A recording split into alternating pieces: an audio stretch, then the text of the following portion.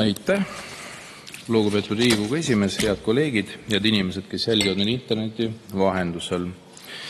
Olen täna teie ees ühe väga olulise eelnõuga, nimelt siis Riigikogu uurimiskomisjoni moodustamine Riigikogu e-valimiste protsessi turvalisuse uurimiseks. Ja tegemist on väga aktuaalse teemaga ja mõnes mõttes ühiskonda lõhestava teemaga. Meil on teatud ühiskonna osa, kes tunnustab ja peab turvaliseks e-valimisi ja väga suur hulk tegelikult, kes on teisel arvamusel. Ja ennem kui ma seda eelnõu tutvustan, siis sooviks tuua välja põhimõtted, mis on meil kirjas meie Eesti Vabariigi põhiseaduses. Valimised on üldised, ühetaolised ja otsesed. Hääletamine on salajane. Nüüd, kui me võtame aluseks Euroopa inimõiguste põhivabaduste konventsiooni esimese lisaprotokolli artikli 3, on sõnastatud järgmiselt, artikkel 3, et inimestel, Euroopa Liidu liikmesriikide inimestel on õigus vabadele valimistele. Ja kui hakata lahti mõtestama, mis see kõik ka siin kirjas on ja mis see kõik tähendab, siis selge on see, et meie Eesti Vabariigis valimised ei ole ühetaolised. Ja arvestades praegust e-valimisi, siis võib väita ka ei ole ka salajased. Miks saab väita, et ei ole salajased? Ma hakkan siin erinevaid näiteid tooma. Ja tegelikult minust väga hästi illustreerib üks pilt, mis sai ajakirjaniku poolt tehtud siis, kui Eesti Vabariigi president Alar Karise hääletas. See toimus siis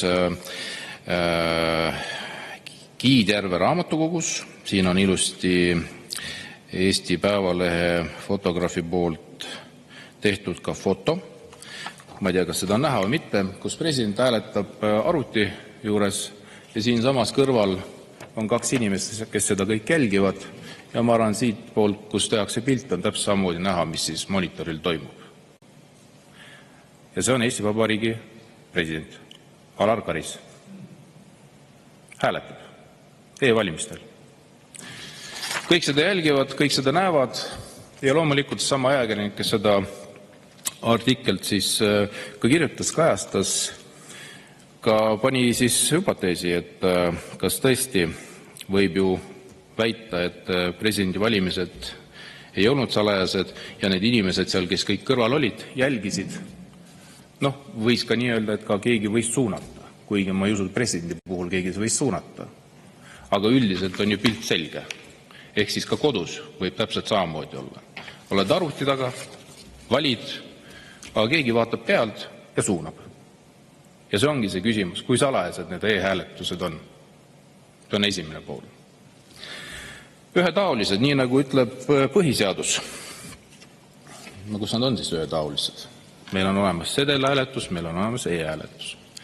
Ja nüüd on lisaks tulnud ka mobiilse hääletuse võimalus, mille osas on ka väga palju küsimusi. Esiteks me ei tea veel, kas seda on võimalik rakendada sügisvalimistel. Seda me saame alles teada mõne aja pärast, siis kui meie riiklik siis valimiskomisjon vastavalt siis otsused teeb. Aga nüüd, kui tuleme juurde tagasi e-valimiste ja sedelvalimiste juurde, siis alates 2005. aastast, kui esimest korda juba rakendati, tekitas see protsess väga palju küsimusi. Ja ka erinevad uuringud on tegelikult näitanud, et oma 40% Eesti ühiskonnast ikkagi siiamaani ei usalda e-valimisi ja on olemas ka ju tegelikult põhjusi. Sama salajase printsiip, teine pool, kui turvaline kogu see keskkond on ja tegelikult, aga miks siis teised riigid ei kasuta e-valimisi? Vabandan, kasutavad küll 2 riiki veel lisaks Eestile. Venemaa, Venezuela. me oleme siis nendega ühes pundis. Siin rahva seas levib üks nali ka, et Soomes ka katsetati, aga siis pidid need valimised siis tühiseks kuulutama, kui siis Soomes ka võitis Reformierakond valimised. See on ikka nali, me saame kõigest aru. Aga kui võtta tegelikult erinevate riikide kogemusi, siis ma natukene guugeldasin, vaatasin ja mis siis interneti avarustest on võimalik leida. No näiteks teiste riikide kogemust. Norra viis läbi interneti hääletuse pilootprojekti aastal 2011-2013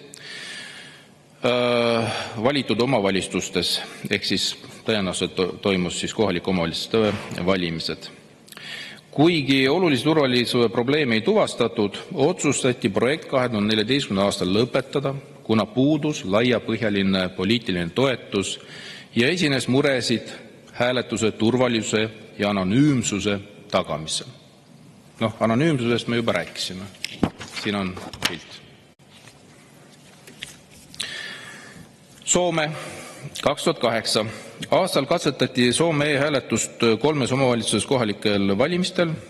Pärast valimisi tühistas Soome kõrgem halduskohus tulemused, kuna leiti, et valijatele saadetud juhised olid eksitavad ja hääletusterminalid kasutavas liides oli puudulik, mis võis põhjustada häälte mitte salvestumist.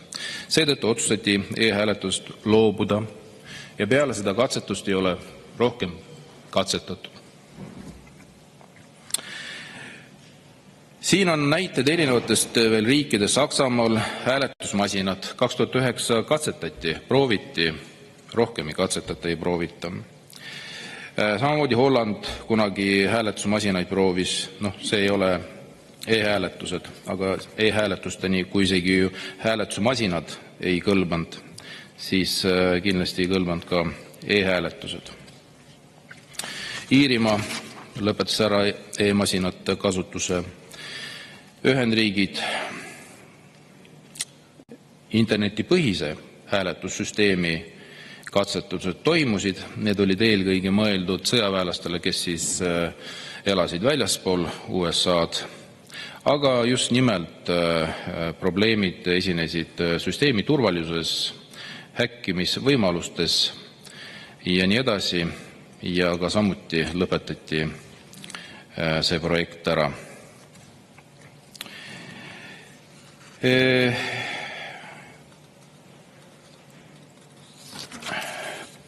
Prantsusmaa. Prooviti 2017. aastal internetihääletus. Probleemiks olid turvalisus, läbipaistmatus, usaldus, õiguslikud ja tehnilised probleemid. Need on siis teiste riikide kogemused. Kui me jõuame selle juurde, et miks pärast üldse Eestis alustati e-hääletustega, siis eesmärk oli üllas. Eesmärk oli ju tegelikult, et meelitada rohkem inimesi valima, tõsta siis valimisaktiivsust. Ja võtsin ka need arvud välja, mis puudutavad nii Riigikogu valimiste aktiivsust, kohaliku valimiste aktiivsust. Ja alates 1995 Riigikogu valimistel 1995. aastal osales 68,9%. 2023. aastal 63%. Ja keskeltläbi, kui vaadata siis 2005. aastat, siis pluss-miinus on ta alati olnud kuskil 60% ringis. Ehk siis tänu e-valimistele me ei ole suutnud valimisaktiivsust tõsta. Kui vaadata seda arvu kohalikel valimistel, ta on siis seal kuskil 55% juures keskeltläbi. Ka täpselt sama olukord, mis Riigikogu valimiste puhul, et ei ole suudetud e-valimistega tõsta valimisaktiivsust. Aga mida suudeti teha? Suudeti saavutada olukord, kus meil on ühiskonnas 2 poolt. üks pool, kes usaldab tõesti e-valimisi ja teine 40%, nii nagu küsitlused seda näitavad, ei usalda ja pigem näevad seda ohuks. Ja ma arvan, et ka tänu sellele me ei ole suutnud saavutada seda olukorda või seda eesmärki, mida püstitati juba 2003. vist aastal, kui hakati esimest korda e-valimistest rääkima, et just nimelt tõsta valimisaktiivsust. Sellepärast on päris suur hulk ühiskonnas lihtsalt ei usalda seda protsessi. Ja kui me vaatame erinevaid ka raporteid, mis puudutavad e-valimisi, siis siin on välja toodud kas või, võtame OSCE 2023. aasta vaatlusraporti, mis oli tehtud siis Eesti kohta. Nagu eelnevalt soovitatud, peaksid valimiste korraldajad kaaluma meetodeid, kuidas saavutada läbiv kontrollitavus. Praeguste kontrollitavuse mehhanismide parandamiseks peaksid valimiste korraldajad kõrvaldama puudused individuaalses kontrollitavuses ja tagama, et kõik e-hääletuse tulemuste kindlaks määramise kriitilise tähtsuse etapid oleksid auditeeritavad. Punkt 2. Piisavaid vahendeid omav siseringi kuuluv isik võib, kui ta suudab seda teha, märkamatult kontrollida, millised hääled eemaldatakse ja seega osaliselt mõjutada tulemusi. Ja need raporteid on ju siin mitmeid, mis on nii-öelda välja toodud ka puudusi ja millest oli ka ajendatud osaliselt ka meie otsuse eelnõu. Veebruarikuus käesoleval aastal olid ka Tallinna Tehnikaülikooli teadurite poolt tulnud signaalid. Tõsi, üks teadur väitis ühte, teised oponeerisid, ehk siis tõde on kuskil seal kahe vahel, kui me vaatamegi ka Postimehes ilmunud artikleid, Päevalehes ERR tegi päris hea kokkuvõtte sellest, et see kindlasti jällegi tõstatab seda küsimuse olulisust ja jällegi kõik need probleemsed kohad, mis puudutab tehnilist poolt, peaksid nagu saama mingisugused vastused ja lahendused. Ja seetõttu ma arvangi, et kuna kogu see valimiste protsess, e-valimised pakuvad pinget ja 40% ühiskonnast on siiamaani veel sellise nii-öelda olukorras, kus nad ei usalda valimisi, järelikult nad ei usalda Eesti riiki. Ja meie peame omakorda tegema nii, et kõik see, mis toimub valimisi, oleks ausad, oleks ühetaolised ja neid inimeste hulk, kelle siis usaldus või mitte usaldust peaksime nagu nii-öelda kummutama, et see on, ma arvan, ka üks oluline selle komisjoni töö osa, et neid inimesi oleks võimalikult vähe, kes tegelikult valimisi ei usaldaks Eesti Vabariigis. Siis, mis puudutab seda tehnilist poolt, et kas sinna on võimalik sisse murda või mitte, et see ongi need kõik kohad, millega peaks komisjon tegelema. Mina seda poolt ei tea. Mina saan lähtuda, nii nagu ma arvan kõik teie head kolleegid, kõikidest nendest raportitest, kõikidest nendest teadustöödest, mis on avalikud ja sealt lisaks sellele siis läbi selle komisjoni saada materjali juurde ja vastavalt siis nii-öelda sellisel viisil seda komisjonis tööd ka teha. Nüüd, mis puudutab põhiseaduse poole pealt vaadatuna, et nad oleks ühetaolised, läbipaistvad ja salajuse printsiipi ei rikutaks, see on kindlasti see teine pool, millega samuti peaksime tegelema. Ja eks me oleme ka lugenud ja erinevatest allikatest, kuidas on püütud e-valimisi manipuleerida kas või läbi selle, et on mingil ajal kuskil kokku korjatud ID-kaardid ja kõik nii edasi ja kuidagi on tehtud valimised ära. Ma ei taha nagu sinna laskuda, aga see on kõik see, mis on ka tegelikult meediast läbi käinud ja see on ju külvanud ju seda inimestes hirmu, et hirm selle üle, et tema hääl tegelikult ei loeta ära e-valimistega ja võib-olla ta seetõttu ei lähegi valima. Ja loomulikult see pool, et läbi selle lihtsalt kaob usaldus ära valimiste osas, eelkõige e-valimiste osas. Nii et kui nüüd vaadata meie eelnõud ja komisjoni ülesandeid, siis ma loen nad ka siin ette, vaatan, et mul hakkab lihtsalt aeg otsa saama, mis siis oleks selle komisjoni põhiülesanded. Esiteks, analüüsida TalTechi teadlaste leide ning kaasata sõltumatu eksperte nende kinnitamiseks või ümberlükkamiseks. Punkt 2, selgitada välja, kas ja kuidas on võimalik e-valimiste tulemusi manipuleerida ning millised meetodid on vajalikud selle vältimiseks. Punkt 3, uurida, kas valimiskomisjon on reaalne võimalus tuvastada valija antud hääl ning kas see rikub põhiseaduslikku norme.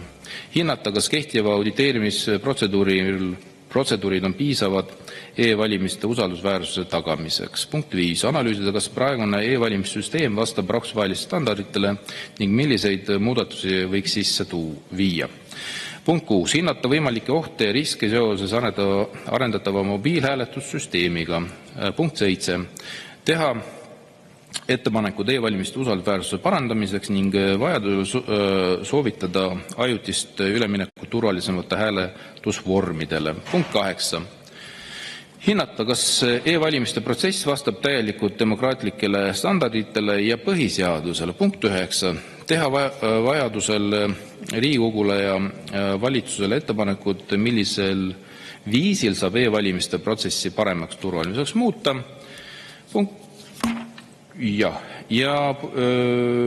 Punkt 3 ehk siis lõpposa, et mis siis komisjoni töö lõppeesmärk on, et komisjon esitab oma uurimistöö lõpuaruande Riigikogule ja avalikkusele hiljemalt 1. detsember 2025, mille järel tema volitused lõppevad. Nii et lühidalt selline tutvustus meie Riigiotsuse eelnõule. Aitäh! Suur tänu, lugupeetud kolleeg!